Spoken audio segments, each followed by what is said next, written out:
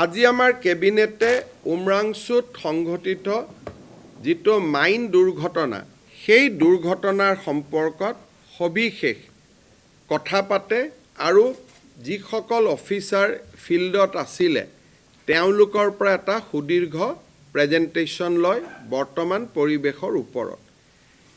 এই যিটো মাইন য'ত দুৰ্ঘটনা হৈছে তাত 14 কোটি লিটাৰ পানী আছিলে বুলি প্ৰাৰম্ভিক পৰ্যায়ত উদ্ধাৰকাৰী অভিযান বিশেষকৈ geological survey of India, Coal India, oil India, NDRF, army আৰু নেভিয়ে ধাৰণা কৰিছিল।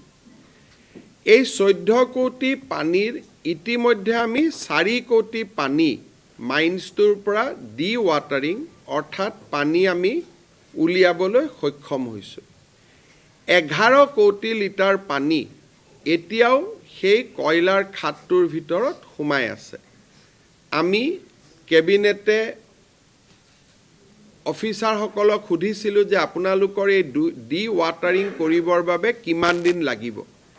আজিৰ স্পীডত তেওঁলোকক 25ৰ পৰা 60 দিন পৰ্যন্ত ডি ৱাটাৰিং কৰিব লাগিব বুলি তেওঁলোকে আমাক জনায়।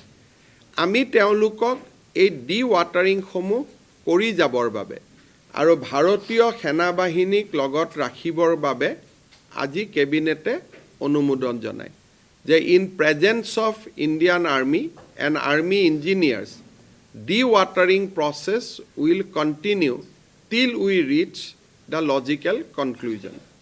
আৰু টাৰ্গেটটো হ'ল যে 11 কোটি লিটাৰ পানী আমি খাতটোৰ পৰা উলিয়াব লাগিব। ইতিমধ্যে আমি 4টা মৃতদেহ উদ্ধাৰ কৰিছোঁ। 5জন লোক মাইন্সৰ ভিতৰত থকা বুলি সন্দেহ কৰা হৈছে। স্বাভাৱিকভাৱে 10 দিন হৈ যোৱাৰ পিছত তেওঁলোকৰ জীয়াই থকাৰ সম্ভাৱনা যথেষ্ট ক্ষীণ বুলি আমি ক'ব লাগিব। কেবিনেটে আজি আটাইকেইটা পৰিয়াললৈ 10 লাখ টকাকৈ এটা আৰ্থিক সাহায্য ঘোষণা কৰিছে। যাৰ আমি মৃত শৰীৰ পাইছোঁ তেওঁলোকৰ পৰিয়ালেও এই 10 লাখ টকা পাব আৰু যাৰ আমি মৃত শৰীৰ পোৱা নাই বা জীৱন্ত অৱস্থাত উদ্ধাৰ কৰিব পৰা নাই তেওঁলোকৰ পৰিয়ালেও এই 10 লাখ টকা লাভ কৰিব। গুৱাহাটী উচ্চ ন্যায়ালয়ৰ অৱসৰপ্ৰাপ্ত ন্যায়াধীশ ন্যায়মূৰ্তি শ্ৰীমতী অনিমা হাজৰিকাৰ নেতৃত্বত আজি কেবিনেটে এই গোটেই ঘটনাৰ এটা ন্যায়িক তদন্ত ঘোষণা কৰিছে।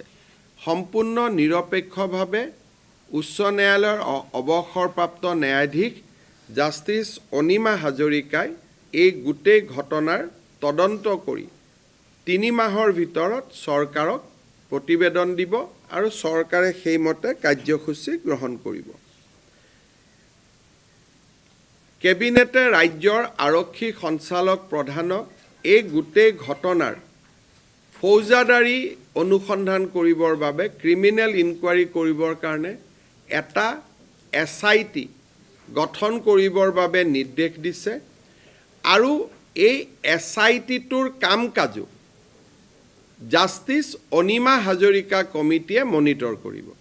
সাধাৰণতে আমি যেতিয়া এটা SIT কৰোঁ সেই SITটোৰ কাম কাজ DGPয়ে মনিটৰ কৰে, কিন্তু এইবাৰ এই SITটোৰ কাম কাজৰ মনিটৰিং কৰাৰ ক্ষমতা আমি যিটো ন্যায়িক আয়োগ ঘোষণা কৰিছোঁ সেই ন্যায়িক আয়োগৰ হাতত অৰ্পণ কৰিছোঁ আৰু এই ঘটনাৰ লগত জড়িত আটাইকে শাস্তি প্ৰদানৰ বাবে এই SITটোৱে ব্যৱস্থা হাতত ল'ব।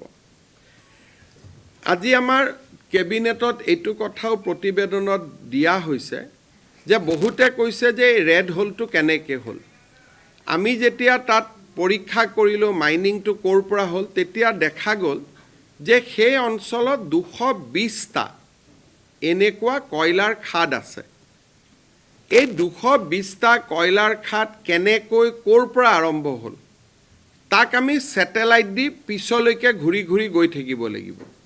অৰ্থাৎ 2025 চন আমি 20 চনৰ ছেটেলাইট চাব লাগিব, 18ৰ ছেটেলাইট চাব লাগিব, 14ৰ ছেটেলাইট চাব লাগিব আৰু এটা সময়ত গৈ গৈ তাক টাইম লেগ বুলি কয় এটা সময়ত এই মাইন্স কেইটা কোন চনত কেতিয়া আৰম্ভ হৈছিল তাক স্যাটেলাইটৰ জৰিয়তে ধৰিব পৰা যাব আমি সেই স্যাটেলাইট যিখিনি ডেটা সেইখিনি স্যাটেলাইট ডেটা কালেকশন কৰিবৰ বাবেও ৰাজ্যৰ ৰাজহ আৰু পুনৰ সংস্থাপন বিভাগক নিৰ্দেশ দিছো যাতে তেওঁলোকে বহুত সময়ত এনেকুৱা স্যাটেলাইট পিকচাৰ অসমৰ এজেন্সিৰ লগত নাথাকিব হয়তো ইছৰোৰ পৰা ল'ব লাগিব আৰু বহু সময়ত বিদেশী স্যাটেলাইটৰ পৰা এই জায়গাটোৰ ফটোবিলাক আমি টাইম লেগত গৈ ল'ব লাগিব অৰ্থাৎ পিছলৈ ঘূৰি গৈ আমি ল'ব লাগিব গতিকে এই 220টা মাইন্সৰ উৎপত্তিৰ বিষয়ে অধিক তথ্য জানিবৰ বাবে